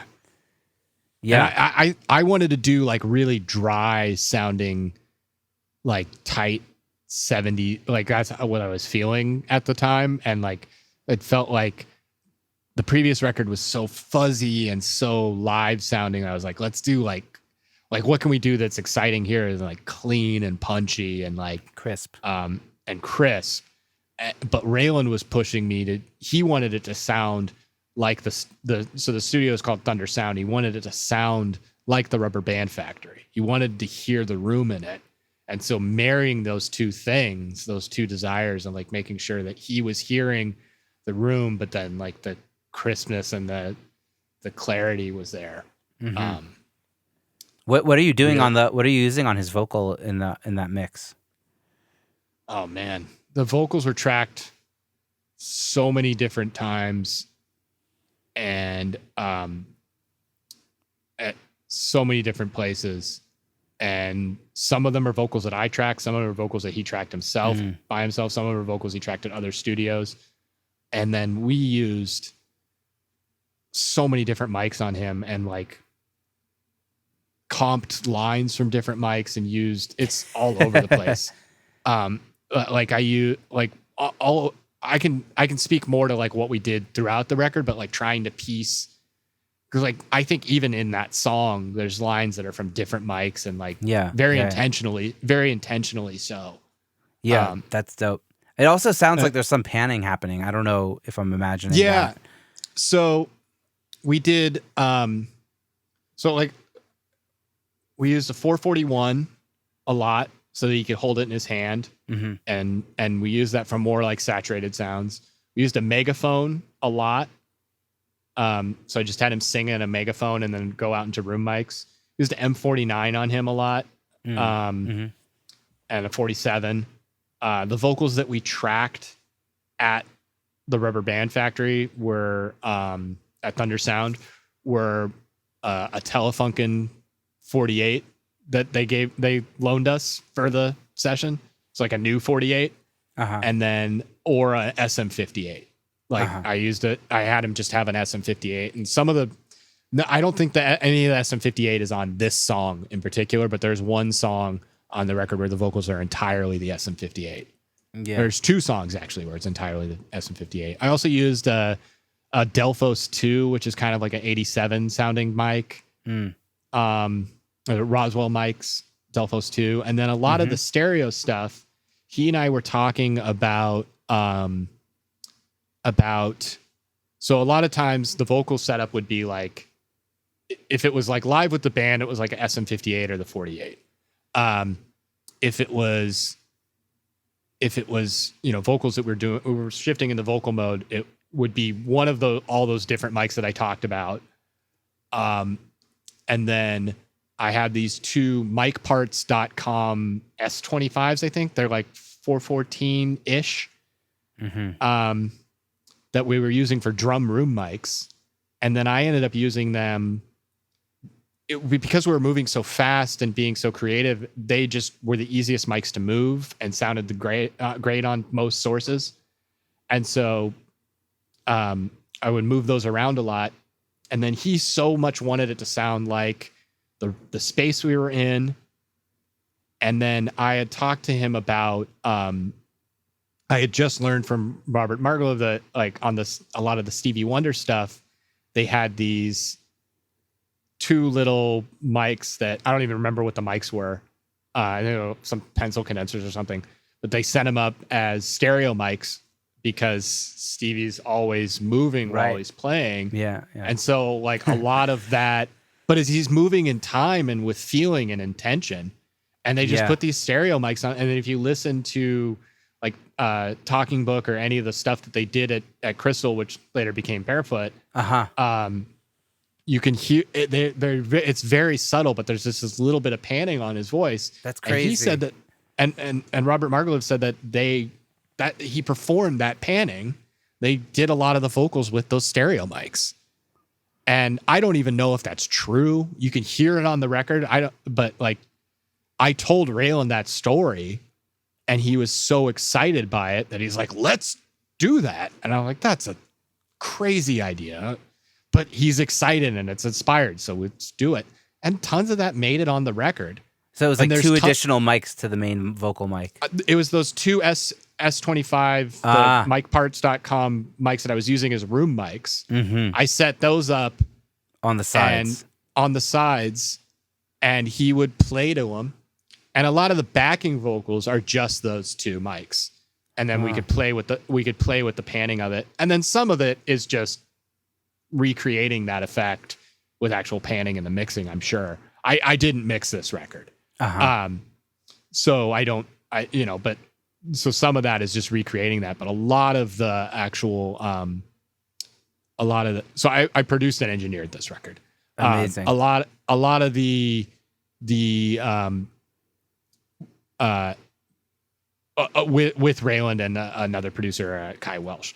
um, the but the a lot of the panning stuff, especially on the background vocals, is Raylan performing it with those 2 room mics.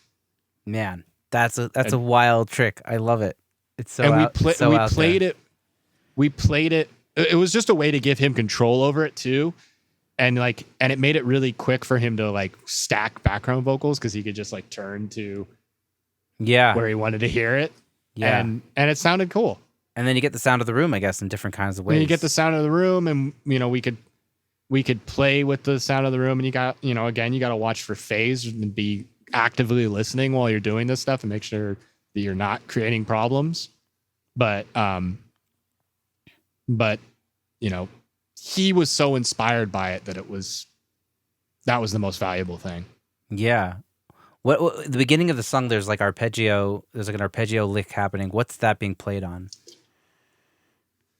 The kind of tic-tacky guitar. Yeah. Or it sounds like maybe a harp or something, but I guess it's a guitar. Yeah, I think that's Barney Cortez who played a lot of the guitar on it. I think it's just a lot of palm muting. Nice. Yeah. Yeah. Well, the record it might be doubled with a clav because we doubled a lot of like Barney's funk guitar stuff with clav. Yeah. Well, dude, it sounds awesome, and yeah, congrats. I can't wait for the record to come out. We'll have a full listen. Nice. Yeah. As I'll bring our interview a little bit towards the close, I like to ask people general questions, and I'm sure I've asked you something similar on our previous episode, but times have changed, so who knows? It's been a good 2 years. So just like in terms of like creative energy, we all have days where we're pumped to get in the studio, work, or maybe into Greg Wells' studio and work, and there's days that we're less inspired. How do you do you have any habits, routines that kind of keep you jazzed to do the stuff that you do? Yeah, I mean, right now, because I'm in a new space, I'm able to lean on that a lot. And then, I've tried to make this space really comfortable and have like, there's a little outdoor space, and I have my cat here, and I have, I have a TV and video games and like, comforts of home. And I'm able to like, that helps a lot because I'm not like, and I'm still like excited to be here. And I can just like lean on that a lot. But it helps. Nice. Any habits, any daily rituals? Coffee, taking breaks, just like not forcing it when I'm not inspired. And then, leaning on other people, like just joking around and talking for a second. A lot of like, if there's something that is stressing me out and I'm hanging on to it, clearing the air for a second, like not putting that burden on someone else, but just like talking for a second, like a friend, like, before that can help. Yeah. Yeah. But, right now being around other people is really invigorating and exciting. And like, and I haven't lost that feeling since the pandemic has lessened enough since it's been safe to be around other people again. That's one thing I've been able to hold on to. And that's really helpful. Nice. Yeah. I feel like, so often we're letting the artists kind of therapize on us and talk their stuff, but it's like, it's also cool to do the inverse, it's if you can do it in a way that's not distracting clearing it before we're going to dig in can help me a lot. I was just like, oh man, stressful, and then it's gone and I can focus and maybe I won't have that conversation with like the primary artist, but if I can go chill out with the drummer for a second, have a cup of coffee or like, you know what I mean? Yes. Or talk to my assistant for a second or call a friend beforehand. And then just that can help me put into that headspace of like, because I mean, that is a big part of our job is like inhabiting someone else's emotions for a while and being really hyper present for what someone else is feeling. And that can be hard when you're going through something yourself. So I guess that was kind of my point is like doing the work to like let go for a second before you jump in. Yeah, I love that. And somebody who's been, as I mentioned, in therapy for a year, it's totally, these things are so important. You got to let go of the things. You gotta, and as soon as you say something out loud, you know, you feel better. Yeah, for me personally, and that is also a thing that I've worked on in therapy too, is like learning to vocalize those things in a way that lets it go, and lets you release, and doesn't make it someone else's problem. Like I just need to put this out in the universe so I can let it go. But yeah, there's a difference between that and complaining to someone and dragging them down. Totally. Yeah, absolutely. A big difference. Yeah. Another thing I noticed now that you mentioned having assistant is that you have a manager now. You have like a booking manager. Tell me how did that go? How did that happen? So Kelly Musgrave at Linear Management has been representing me for a while, and I met her through Mike Pepe. Oh yeah. And she was negotiating against me as the studio manager when we were figuring out Mike's lease when he was first moving in, and I was like, she's good. She found a solution to some things that was beneficial for everybody, and just like really, I was just really impressed, and I reached out to her about managing me and bringing some stuff, and she said, bring me a project and we'll make that happen. And this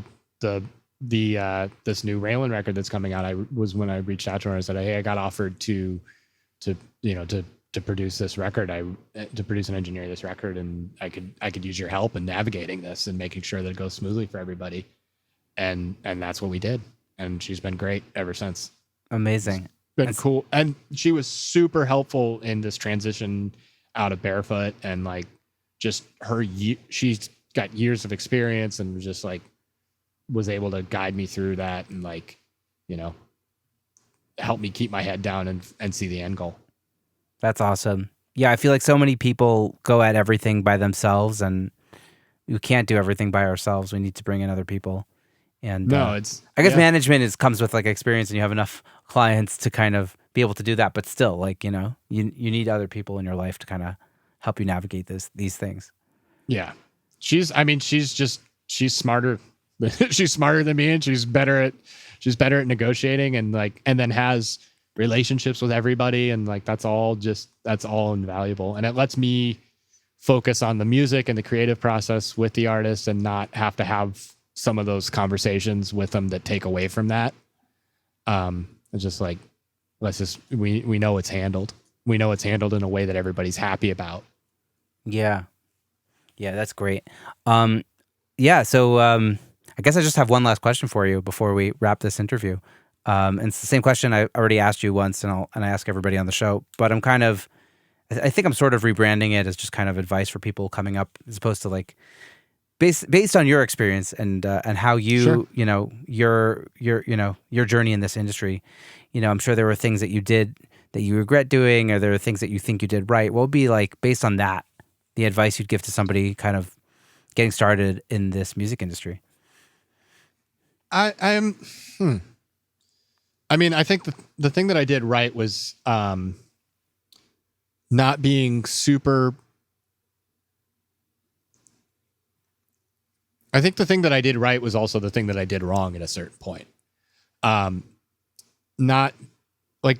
It's a really delicate balance between being hyper focused on exactly what it is that you want to do, and only taking the gigs that are the things that you want to do, and closing off certain doors to yourself, and not, finding any way into the room is super valuable, right? I got invited into the control room because I knew how to wire studios, and I knew how to build studios, and that was what opened the door for me in a lot of ways. But at a certain point, I needed to move on from that and focus more on making records, and that work is, at least for me, once I built this reputation, was easy to get. And at a certain point, I started turning down studio installs because they're huge projects and they don't make me available to do records. Yeah. And, Greg Wells' install was great and I'm glad I did it, but it took 9 months. And if I was to go and do other installs, I was recently offered another install that would have taken me like a year and a half. Wow. And it would have been very lucrative for me. And it was good work. And it's something I would have enjoyed doing and been proud of, but it would have meant that it'd be a year and a half before I really made another record. And at a certain point, I needed to recognize that I had records coming and I had projects coming and people that wanted to work with me in a space to do it and focus on that and not take the sure thing of these big projects. Yeah. And recognize that like, that's not exactly what I want to be doing. Man, that's a really hard balance. That's a really wise. Yeah, that's important thing that you just said there. And I'm kind of like figuring out what I can kind of eliminate. I think having a second kid kind of made me think about what do I actually need to eliminate from my life so I can have a decent work-life balance but still work on stuff that's meaningful for me. And I'm looking now for people, I do a lot of odds and ends in audio besides like, music production and mixing, like I do like podcast work and stuff. So I'm looking for people to kind of help me out so I can kind of delegate some of that stuff so I can free up more of my schedule. And, it's a little less like I'm only doing an install or I'm not doing an install. It's a little less intense than that. But like, yeah, it's hard because you need to make money. You need to get through the door. You need to get up and running, but you also have to, figure out what your passion is and go hard on that at a certain point. And it's like, I guess it's hard to tell when that is. Yeah. That's a really hard, scary thing to do. And it's hard to, recognize when those things that open doors for you are now closing them. Right. Yeah. There's like a period for everything and you have to kind of, it's like there are things that in my 20s I would definitely do, and in my 30s I don't know if I will do anymore. You know what I mean? Mm-hmm. And like, it would be good advice for like 25-year-old Ben to do that, or 25-year-old Tim to do that. Yeah. So, yeah, I guess you've figured it out slowly but surely. Slowly but surely. I wish I'd figured it out earlier. Yeah. But, I'm not totally sure who said this on the podcast recently. I think it was Dr. Ford. I don't know if you know Dr. Ford. Mm-mm. He was in LA for a while and now he's in Nashville. And he was saying, it's like, if you're being realistic and you look about how many more records you can do, it's a finite number. It's like not that many. Like maybe you'll do like another 100 records or something before you retire or pass or whatever. You have to like, so every record that you take on is really important because there's not going to be that many more of them, And so you really kind of have to think about, at a certain point, you kind of have to think about like, what are those projects I really want to do? Because this is it, Yeah, it's the same exact thing. You're 20 years old, record anything that anyone wants you to record. Once you're more established in your career, maybe you need to turn some things down. But that's hard to know what those things are. And then as someone is, you're freelance and you want to make sure that your schedule is booked, it's hard to turn things down. Yeah, it is hard to turn things down, especially if you're like me and you're a people pleaser. Yeah, I mean, that's it too. Like being nice and being a people pleaser and saying yes is what got me in the room in the first place. And then once I was there, I had to learn how to say no. Yeah, that's exactly how I feel. I feel like my success has been built off of me being such a good people pleaser and genuinely helping people, and but also like you have to decide. You have to you have to cut that off. Not cut it off. You have to keep being a nice person, but that could also lead you in directions that you don't want to go. But you have to start. You can't overextend yourself at a certain. There's a point in your career where that's not a danger. Yes. And you just need to take every opportunity that you can. And then there's a point where you need to do a really great job at the things that are going to benefit you and the people that you're doing them for. Yep, totally. I think that having a second kid made that very amplified for me. Sure. Yeah. Yeah, I'm sure overnight, like really made you focus on that. Yeah, totally. Yeah. And you know, for me, it was moving out of the studio because a year of steady, lucrative work sounded great when things were so uncertain. But the real thing that was going to benefit me long term was setting up a new studio and rebuilding. Yeah. Well, dude, your studio looks amazing. Everyone should go check out the pictures on Instagram and hit you up to come visit or whatever, or work with you. Yeah, definitely. Yeah. It looks dope, and I wish you much success there in your new spot. And thank you. The spot without a name, O'Sullivan Sound. Yeah, it's just my spot. Just my spot. Tim's spot. Just Tim O'Sullivan is where I am. Amazing. Well, I hope to visit it one day. Maybe one day I'll be able to make it out of this country. It's been like over 3 years, or about 3 years. It's been about 3 years since I've left the country. Been a long time. I went to Canada. I did go to Canada recently. Nice. Which Chicano Batman, we played a couple shows in Canada. Felt nice across the border. It felt really nice across the border. Nice. I love it. My wife's from Canada, and I've just been like looking through our passports to make sure everybody's as like up to date. And it's like, oh no, my wife's passport, one of her passports expired. It's like, oh yeah, we all had to. That was definitely a concern, like making sure everyone's passport was. When you haven't traveled in so long, it's just yeah, like it totally wasn't not even on your wasn't radar. even on anybody's radar. Yeah, it's such a trippy time. Yep. But like, let's hope the the post COVID times remain, and we can see different places and visit people. Definitely. But Tim, thank you so much for taking the time to do this you. again and hanging out with me and sharing wisdom with the audience. I learned a ton just chatting with you now and lots of inspiration. So I'm sure the audience will take that too. We'll Awesome. feel that as well, so to speak. My brain is toast, I know it's late for you. My also like just I didn't sleep enough last night, and I've been up since like, I don't know, 6 or whatever. And so you know how it is. Whatever. Yeah, I woke up Everyone's got like days like an that. hour I woke up like an hour before this, so. Nice. Well, I hope you had a good night's sleep. But I'm rambling, and hopefully Gavi will cut this out. Let me wrap this up cleaner.